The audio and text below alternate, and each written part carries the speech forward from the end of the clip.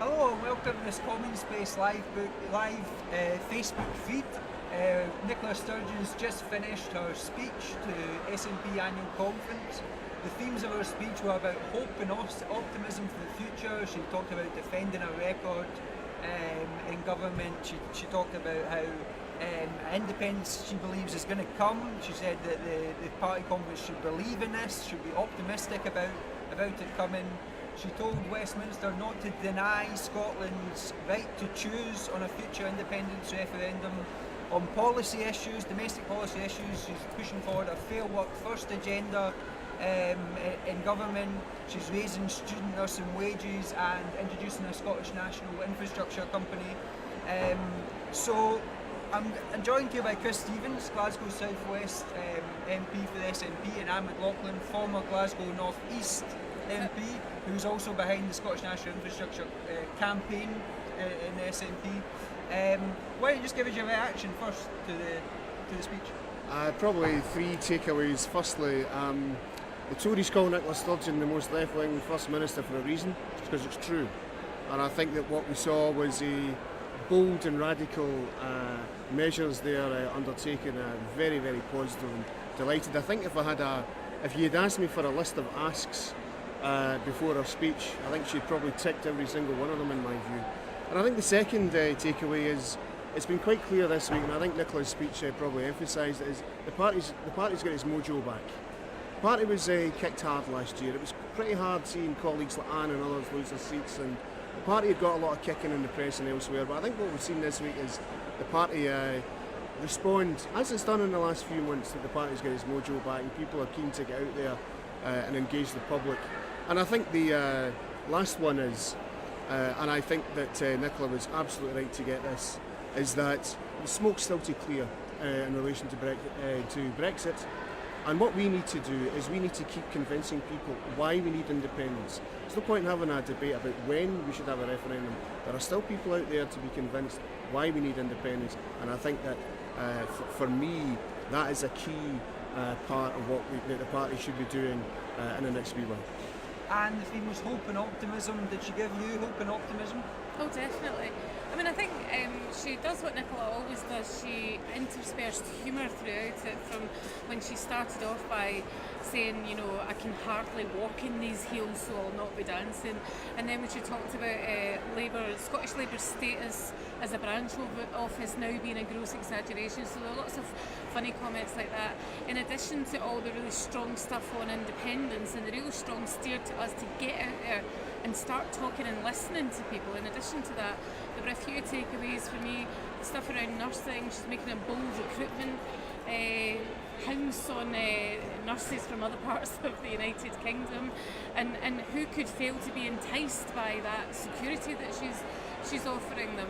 I liked when she was talking about the possibility of our NHS or the impossibility of our NHS being taken over by private companies and Trump, and she said something like, if that's what you're planning to do, you can prepare for the political fight of your lives. And at that point she got one of many standing ovations, but I think that was the most sustained standing ovation. And then of course the Scottish National Infrastructure Company, which we campaigned on last June, and now they've announced a commission to look at a government-owned national infrastructure company. So those were some of the highlights for me. We spoke to the organiser of the demonstration, one of the organisers of the demonstration on Saturday. Huge demonstration, maybe the biggest independence demonstration ever. And they said they were hoping from Nicola Sturgeon some sense of strategy and direction. I don't think we really got that from the speech today. Do you think there will be some people in the Yes Movement and the SNP will be a bit frustrated that there's nothing about timing in the speech, there's nothing about the when, it's mainly focused on the why and not the when? There will be people frustrated. I mean, I speak to people all the time who are frustrated, but what I say to them is, you know, it's not when we do it. When we do it is important. It's not the speed with which we do it, it's getting it right. And what I say to people is join us, because we have been going out for quite some time now on the doorsteps, but we need more people to be going out and having these conversations with people, because nobody out there knows if people are going to vote yes or no until we ask them. And if they're still not sure, they don't, you know, our job is to persuade them. So I don't want a referendum and then discover that we weren't knocking on enough doors, we weren't talking to enough people, and actually people weren't ready to vote for it. I want it when people are ready to vote for it. The best way for those people to speed it up, keep doing the demos. That was fantastic on Saturday. I've been on some really good ones this year. Keep doing that, but also keep getting out and talking to the unconverted and talking to people out there that actually want to ask you about independence and they want to talk to you about it. Well, look, I think if you were to ask every single one of us, when do you want independence, we'd all answer the question yesterday. But there just has to be a bit more patience. The smoke's just about to clear, and I think that we all get frustrated. But I think that, I don't want to win this 51-49. I want to win it a lot bigger than that. And I think that what could happen, and I think that certainly what might happen in Westminster in the next 2 months is going to be a fascinating period, is I think that developments could move and move very quickly. And so what I would say to everybody is, whether looking for a time or strategy or not, and keep working, keep talking to people, keep engaging, because that's what we have to do, because it may be that we have to react to something fairly quickly. But just show a little bit more patience, because I am absolutely convinced that we'll win the next independence referendum. Nicola Sturgeon said that yourself and the other MPs in Westminster are going to vote for a people's vote if it comes up to in Parliament now. Is that unconditional? Are you voting for the people's vote no matter what, or is there some expectations about what Scotland would get from that, whether it be a double lock in our referendum, or whether it be a commitment that independence referendum be allowed? Well, I think that's probably too early to say, but certainly, I think the people's vote principle I've supported purely on the basis that there was no official leave offer put to the people as to what a UK outside the European Union would look like. Certainly, that's the main reason why there should be a people's vote. Now, what we have to be obviously aware is what options on the people's vote, because if Remain's not an option on the people's vote, as some people in the Labour Party were suggesting, between no deal and the Chequers deal, that's not a people's vote. So we'll obviously judge that as we come up to it in the next few months. And she said, quite interestingly, that Westminster cannot and will not deny Scotland's right to choose. It's not clear that a Section 30 order will be so easy to come by as it was in 2012 when the Edinburgh Agreement was signed for the last referendum. It's not clear that the UK government the last time they thought they were going to win it easily. Now we're polls close. Are they going to allow Scotland to have a referendum? If they don't, if the UK government ignore what Sturgeon said there and don't give Scotland the right to choose, what's the SNP's options then? Is it another walkout of Parliament? Like with the power grab? What can you do to stop the UK government preventing a future referendum? I'm a trade union activist. I'm in favour of walkouts. The good thing about our walkout is that it was legal. Unfortunately, the Tories denied trade unions that right and made it illegal in any other workplace. But I think that it's too early to speak about all of that. What's going to happen in the next few months could, in any order, be referendum, change of PM. There's all sorts of dynamics could happen in the next couple of months. So I think we just have to take things day by day. I think they would be very foolish if they were to deny a second independence referendum in the way you described them. Because I think that what will happen with that is that the support for independence would increase even more. So it could even be an early general election. I think there's many of us who wouldn't mind a general election right now, because I certainly think the polls are probably right that we would gain seats, we would gain Glasgow North East again. And hopefully my colleague would come back. So we just have to judge it day by day. I think that I don't like getting into these what ifs at the moment, but I think that we need to strive for making sure this country, an outward-looking country, is independent in joining the family of nations. And was there enough for you on domestic policy? So you had the Fair Work first agenda. So that takes the existing policy within some aspects of business grants and says that that fair work has to be moved through all aspects of procurement. That's my understanding of what she said. The raising student nurses, nothing new on education, which she said is a priority. So was there enough for you from Sturgeon about the domestic policy side of things? Well, I think the point is that you can't cover absolutely everything in your the programme for government covers everything that they're focusing on. So conference speeches are about highlighting new things that you want to raise, but raising too many at once. Conference is not the place to do that. The Parliament is sovereign, and that's why you should be raising it. So if I'm not too bothered about the things that weren't mentioned.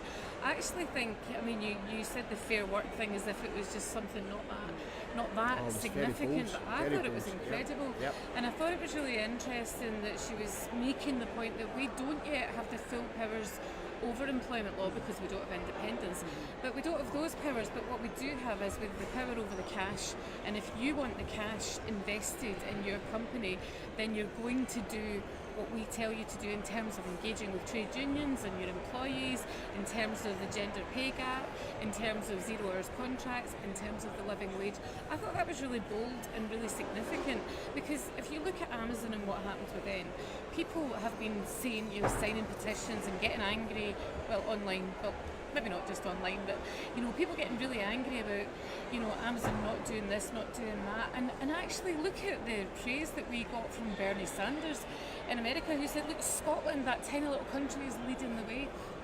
Our First Minister took a risk by issuing this threat, and it paid off. It didn't just pay off in Scotland, it paid off for all the workers in England as well. Ben, I think by any measurement, the domestic agenda which the First Minister outlined can only be described as bold and radical. There are many countries in the world who would not be taking the steps in employment law, the limited aspects which Scotland has. And I'm absolutely delighted by it. I've been charged with doing a strategy paper on employment law going forward, and I think that the First Minister's given us a hell of a lot to work on. And it's a key issue because it is a reserved issue. And so we need to have a clear, bold and radical vision to stop some of the workplace abuses which are taking place on a daily basis in Scotland. Let's talk very quickly about the Growth Commission. It was mentioned in her speech today. It wasn't defended it wasn't really defended in the way it was in her last speech in the conference in June. Good. I know you've criticised it before. I've been moderate in my criticisms, Ben. I've been moderate in my criticisms. You've had criticisms of the Growth Commission. Yep. And she said, let's debate our economic future. So she seemed to be suggesting that debate is still to go on. My understanding is the Growth Commission is going to be debated at the next conference in March next year, I think it is. So what's the status of that Growth Commission? The status of the Growth Commission is it's a discussion document which the party is discussing, and so therefore my limited criticisms so far were based purely on the fact I was reading it when I was fortunate enough to be on holiday, Ben. So, and I am going to, I think that the problem, I think, my criticism of the document is there's not a lot of politics in it, and we need to get the politics right of the economic future which we're putting in. It needs to talk a bit more about investing in people, the sort of matching it and tying it with the radical and bold programme which Nicola outlined today. So it's a discussion document, and I'm more than happy to discuss it with anybody. I think it'll be a really good debate, if we get it right. But we need to keep discussing what kind of future we want this country to be, and I think that's a good thing. Currency is going to be one part of that debate. Yeah. Well, just on the Growth Commission generally, I don't think it was ever put across as being SNP policy. It wasn't. It was always going to be a discussion document, and I think it's been absolutely excellent in generating discussion. So I went along to the Edinburgh National Assembly to discuss it. I think there are about 500 members there. The format they used was fantastic because it enabled people to really properly drill down into parts of it. Now, I've read the executive summary, right? But some very good socialist friends of mine have read the entire document and tell me that they can agree with 70% of it. But it was never about all agreeing on it. It was about generating the conversations about it. And one of the biggest conversations that we've been having is about the currency, and I think there's a lot of people within the party think, no, we want a Scottish currency. That's a growing movement within the party. If that's what the party decides, i.e. if that's what the party members decide, that's what's going to happen then. let's just end on what happens now. She paraphrased Churchill in her speech, where she said, "Never has so much been lost by so many to satisfy so few," which I thought was quite a nice turn of phrase to describe the Brexit process. Yeah. Next 2 months, it goes to, we're expecting some sort of deal to emerge over Brexit. It's going to go to the House of Commons, and Sturgeon says at that point she's going to outline a position in the bench referendum once that phase of it's over. So should we be expecting the next 2 months is going to be the critical moment, both for in terms of what's going to happen with Brexit and what's going to happen with independence referendum? Well, the European Council is the 18th of October, but let's take a step back. First thing first, Ben, is tomorrow I'm going to be at the DWP Select Committee asking questions about the benefit cap.